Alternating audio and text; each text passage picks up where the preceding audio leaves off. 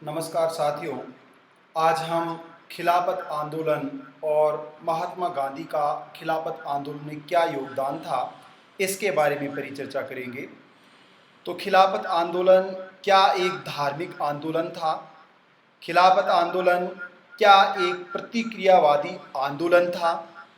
खिलाफत आंदोलन क्या असहयोग आंदोलन का ही एक अभिन्न हिस्सा था या उससे अलग था? आइए इसके बारे में विस्तार से परिचर्चा करते हैं। सबसे पहले कि खिलाफत का प्रश्न क्यों उत्पन्न होता है, खिलाफत के प्रश्न का उत्पन्न होने का मुख्य आधार क्या है, या खिलाफत आंदोलन, इस आंदोलन का नाम ही खिलाफत आंदोलन कैसे पड़ा। देखिए दोस्तों, पहला विश्व युद्ध 1914 से 1918 तक लड़ा गया।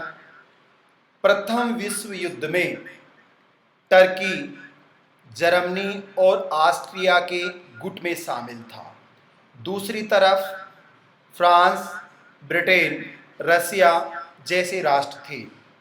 टर्की ने पहले विश्व युद्ध में ब्रिटेन के खिलाफ भाग लिया, जबकि भारतीय मुसलमान, इस समय भारत पर ब्रिटेन का उपनिवेश था। भारत ब्रिटेन की एक कॉलोनी थी, इसलिए भारत ने ब्रिटेन की तरफ से विश्व युद्ध में भाग लिया। भारतीय मुसलमान भी ब्रिटिश सेना में शामिल थे। भारतीय मुसलमानों ने भी ब्रिटिश साम्राज्य का साथ दिया। इसलिए भारतीय मुसलमान ये चाहते थे, युद्ध के बाद उनकी ये मांग थी, उन्होंने 1919 में अखिल भारतीय खिलाफत कमेटी का गठन किया। इस अखिल भारतीय खिलाफत कमेटी के संस्थापक थे अली बंधु, अर्थात मौलाना अली, मोहम्मद अली और मौलाना शौकत अली। शौकत अली और मोहम्मद अली को अली बंधु के नाम से जाना जाता है। अली बंधु के अलावा मौलाना अबुल कलाम आज़ाद, हकीम अजमल खान और हसरत मोहनी के निर्देशन में अखिल भारतीय खिलाफत कमेटी का गठन हुआ। अखिल भारतीय खिलाफत कमेटी की ये मांग थी, जो उन्होंने 1919 में वायसराय के समक्ष रखी, कि पराजित टर्की के साथ उचित व्यवहार किया जाए। उचित व्यवहार का मतलब क्या था? खिलाफत कमेटी के इस निवेदन का, इस मांग का मतलब क्या था? इसका अभिप्राय था कि टर्की के ओटोमन साम्राज्य को बचाए रखा जाए, टर्की के तत्कालीन सुल्तान अब्दुल हामिद द्वितीय के पदनाम को बचाकर रखा जाए। टर्की और ओटोमन साम्राज्य के शासक अब्दुल हामिद द्वितीय को मुसलमान एक आध्यात्मिक और सर्वोच्च धार्मिक नेता मानते थे, जिसे खलीफा कहा जाता था। इतिहास के अनुसार पहले खलीफा अबू बकर थे। इस समय वर्तमान खलीफा महमूद अब्दुल हामिद द्वितीय को माना जाता था। इसलिए भारतीय मुसलमान और अन्य मुसलमान, इस्लाम धर्म के समर्थक, टर्की के शासक अब्दुल हामिद द्वितीय को खलीफा के रूप में मानते थे, अर्थात टर्की का सुल्तान मुसलमानों का खलीफा था। टर्की का सुल्तान खलीफा के रूप में मुस्लिम, इस्लाम धर्म के लोगों का सर्वोच्च आध्यात्मिक और धार्मिक नेता था। अखिल भारतीय खिलाफत कमेटी की यह मांग थी कि खलीफा के पद को बचाया जाए। इसीलिए इस आंदोलन का नाम, इस आंदोलन मूवमेंट का नोमेनक्लेचर खिलाफत आंदोलन रखा गया। खिलाफत कमेटी के सदस्यों ने महात्मा गांधी से संपर्क किया, और जब अखिल भारतीय खिलाफत कमेटी का पहला सम्मेलन, प्रथम first conference of all India Khilafat committee held in 1919 November at Delhi में इस अखिल भारतीय खिलाफत सम्मेलन का आयोजन हुआ, और इस आयोजन के अथवा सम्मेलन के पहले अध्यक्ष बने महात्मा गांधी। महात्मा गांधी ने खिलाफत आंदोलन को हिंदू मुस्लिम एकता के आंदोलन के रूप में देखा। इसलिए जब अगस्त 1919 में 20 में खिलाफत कमेटी ने और अन्य दलों ने पूर्ण समर्थन दिया कि खिलाफत आंदोलन को असहयोग आंदोलन में समायोजित कर लिया जाए, तो इस निर्णय के लिए महात्मा गांधी ने कहा कि हिंदू और मुस्लिम एकता का ऐसा सुअवसर आने वाले आगामी 100 वर्षों में भी कदापि नहीं आएगा। वास्तव में ऐसा अवसर 1919 के बाद नहीं आया। महात्मा गांधी की good opportunity of Hindu Muslim unity सत्य सिद्ध हुई। इसलिए खिलाफत आंदोलन को बाल गंगाधर तिलक और कांग्रेस, जो प्राथमिक रूप से असहमत थी कि खिलाफत आंदोलन या धार्मिक आंदोलन अथवा प्रतिक्रियावादी आंदोलन को असहयोग आंदोलन में समायोजित किया जाए, परंतु महात्मा गांधी के निर्देशन पर और निवेदन पर कन्विंस करने पर खिलाफत आंदोलन को असहयोग आंदोलन का अभिन्न हिस्सा बना लिया गया।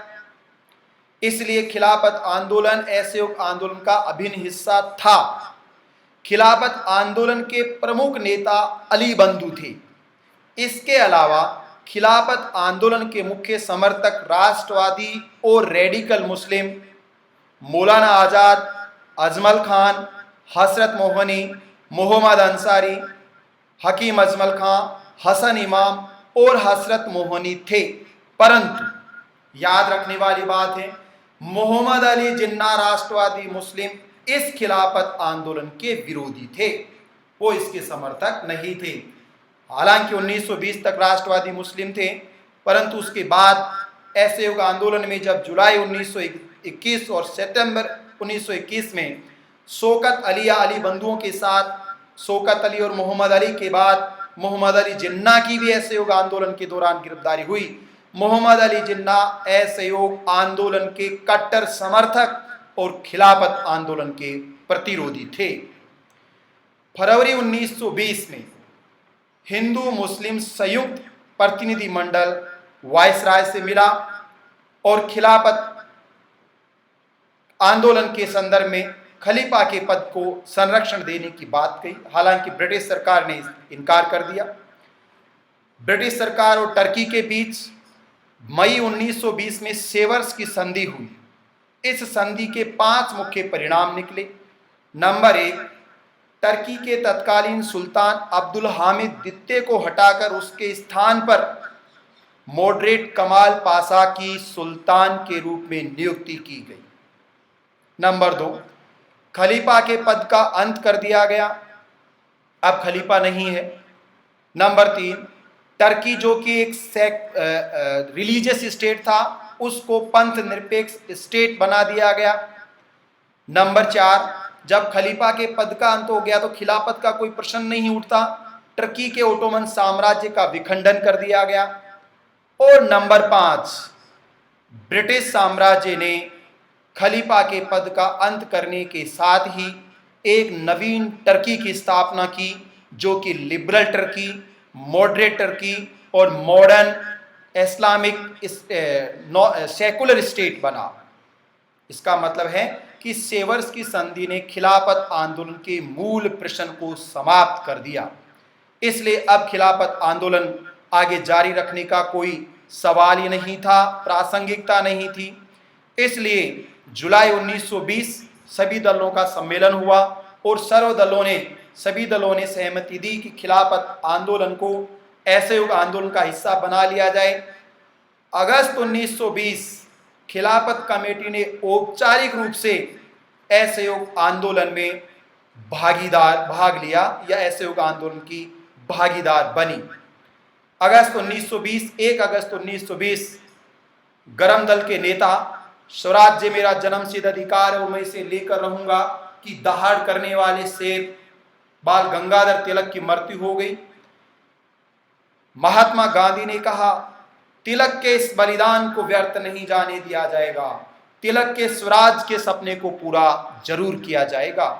असहयोग आंदोलन के दौरान गांधी ने ये कहा भी, यदि गांधी का यह आंदोलन नॉन कॉपरेशन मूवमेंट 1 साल तक जारी रह गया तो 1 साल में स्वराज हम प्राप्त करते रहेंगे। 1 साल में, 1 वर्ष में स्वराज प्राप्ति का यद्यपि सपना पूरा नहीं हुआ, क्योंकि चोरा चोरी हिंसक घटना के बाद 12 फरवरी 1922 को असहयोग आंदोलन को स्थगित करना पड़ा।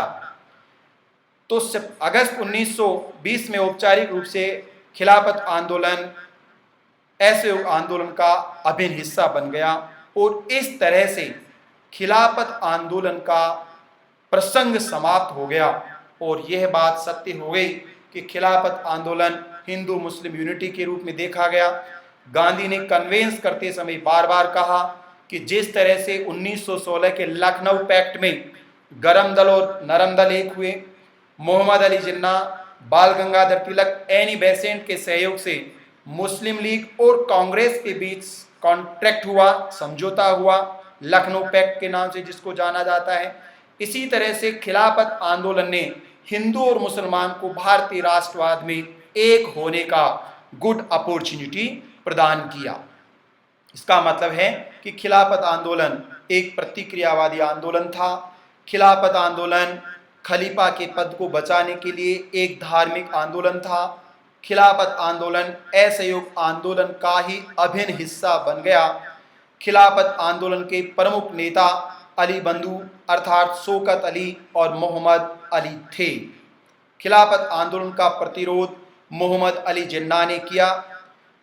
खिलाफत आंदोलन को असहयोग आंदोलन में मिला लेने के पश्चात या संयोजित करने के बाद एनी बेसेंट, जो 1917 में पहली बार राष्ट्रीय कांग्रेस की महिला अध्यक्ष बनी, एनी बेसेंट के द्वारा, मोहम्मद अली जिन्ना के द्वारा, विपिन चंद्र पाल के द्वारा और इन 3-4 लोगों के द्वारा कांग्रेस की सदस्यता से भी त्यागपत्र दे दिया गया और उन्होंने कांग्रेस छोड़ दी। लेकिन मोहम्मद अली जिन्ना ने असहयोग आंदोलन में भाग लिया और सेना में मुसलमानों से अपील की कि उनको सेना छोड़नी चाहिए। इस पर अपील पर अली बंधुओं और मोहम्मद अली जिन्ना की गिरफ्तारी भी हुई, जिसके बाद मोहम्मद अली जिन्ना राष्ट्रवादी मुसलमान से कट्टर मुस्लिम के रूप में कन्वर्ट हुआ और आगे चलकर 1940 में 2 नेशन थ्योरी की डिमांड की गई, 2 राष्ट्र होंगे, हिंदुस्तान और पाकिस्तान।